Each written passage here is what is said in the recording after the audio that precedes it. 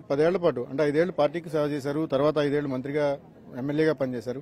ఇంతకాలం సేవ చేసి ఈ ప్రాంతానికి సర్వీస్ చేసిన మిమ్మల్ని కాదనుకుని ఏదో కొత్త అభ్యర్థిని తీసుకొస్తే మళ్ళీ ఓటు ట్రాన్స్ఫర్ అయిపోయి వేరే వాళ్ళకి వెళ్ళే అవకాశం లేదంటారా? ఏమి ఉండదు. అందరం కూడా వైఎస్ఆర్ కాంగ్రెస్ పార్టీ నాయకత్వం కోసం, జగన్మోహన్ రెడ్డి గారి కోసం, ప్రజల కోసం పనిచేస్తాం. సో ఎవరు పనిచేసినా అమర్నాథ్ కోసం ఇక్కడ ఎవరు పనిచేయలేదు, లేదా భరత్ కోసం ఎవరు పనిచేయలేదు. ఇలా అందరూ పనిచేసింది వైఎస్ఆర్ కాంగ్రెస్ పార్టీ జెండా కోసం. నేను అనేక సందర్భాల్లో చెప్పాను. అమర్నాథ్ అనేటువంటి వ్యక్తి అయినా, లేదా దిలీప్ అనేటువంటి వ్యక్తి అయినా, లేకపోతే భరత్ అనేటువంటి వ్యక్తి అయినా, వీళ్ళందరం కూడా మేమందరం కూడా పార్టీ వల్ల మేము తప్ప మా వాళ్ళ పార్టీ కాదు.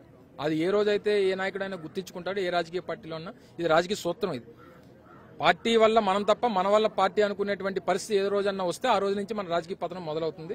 అటువంటి వారు చాలా మంది ఆ రకమైనటువంటి స్వభావంతో ఉన్నటువంటి వారి తాలూకు పతనం ఇప్పటికే చాలా సందర్భాల్లో చూసాం. సో పార్టీ వల్ల మనం తప్ప మన వల్ల పార్టీ కాదనేటువంటిది దయచేసి గమనించాల్సిందిగా కోరుతాం. మీ తాతయ్య తండ్రి ఇద్దరు కూడా ఒకే కాన్స్టిట్యున్సీ నుంచి పోటీ చేశారు, అక్కడి నుంచే విజయం సాధించారు. వాళ్ళకంటూ ఒక ఫిక్స్డ్ గా కాన్స్టిట్యున్సీ పెట్టుకున్నారు. కానీ ఈ రోజు మంత్రి అమర్నాథ్కు ఒక కాన్స్టిట్యున్సీ లేకుండా పోయిందన్న ఒక ప్రచారాన్ని ఏ విధంగా చూస్తారు? 78లో మొట్టమొదటిగా పెందుర్తి నియోజకవర్గం స్థాపించబడింది. 94లో 89లో నాన్న అదే నియోజకవర్గం నుంచి ప్రాతినిధ్యం వహించారు. 94లో నాన్నను కూడా ఆ రోజు వేరే నియోజకవర్గం నుంచి పోటీ పెట్టినటువంటి సందర్భాలు మీ అందరికీ తెలుసు. తర్వాత 98 వచ్చేసరికి నాన్న అనకాపల్లి పార్లమెంట్ నుంచి పోటీ చేశారు.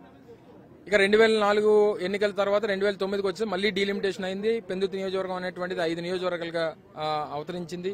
గ్రామీణ ప్రాంతంతో నాన్నకు ఉన్నటువంటి సత్సంబంధాలు కానీ, లేదా నాకు జగన్మోహన్ రెడ్డి గారు అనకాపల్లి పార్లమెంట్ అభ్యర్థిగా ఆ రోజు పోటీకి పెట్టడం కానీ, తర్వాత నాకు పెరిగినటువంటి పరిచయాలు కానీ, ఇవన్నీ అనేక అవకాశాలు ఉన్నాయి.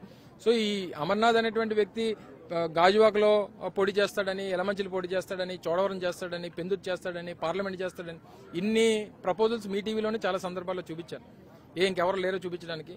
అంటే జగన్మోహన్ రెడ్డి గారు నాకు ఆ అవకాశం ఇచ్చాడు కాబట్టి, ఆ స్థాయిని కల్పించాడు కాబట్టి, ఆ లీడర్షిప్ని నాకు జిల్లా వ్యాప్తంగా క్రియేట్ చేశాడు కాబట్టి మీరన్నా షోకేస్ చేయడానికి కానీ, చూపించేటువంటి దానికి కానీ అవకాశం వచ్చింది. అది నేను గర్వంగా ఫీల్ అవుతా. సో డెఫినెట్గా నాకు ఇక్కడ ఉన్నటువంటి నేనేమి ఇతర జిల్లా నుంచి వచ్చినటువంటి నాయకుని కాదు. నేను ఈ ప్రాంతంలో పుట్టి, ఈ ప్రాంతంలో పెరిగి, ఈ నాయకత్వం మధ్యలో పెరిగినటువంటి వ్యక్తిని, నాయకుడిగా ఎదిగినటువంటి వ్యక్తిని. సో జగన్మోహన్ రెడ్డి గారు ఏ బాధ్యత ఎక్కడి నుంచి అప్పచెప్పినా సరే రేపు పొద్దున్న ఇదే నియోజకవర్గం పోటీ చేస్తాను. రేపు 2029కి వచ్చారు మళ్ళీ డీలిమిటేషన్ అవుద్ది. నియోజకవర్గం మారినట్టు కాదు కదా, లేకపోతే నియోజకవర్గం ఇదవుతున్నట్టు కాదు కదా. అనేక సందర్భాలు, అనేక రాజకీయ పరిస్థితులను బట్టి నిర్ణయాలు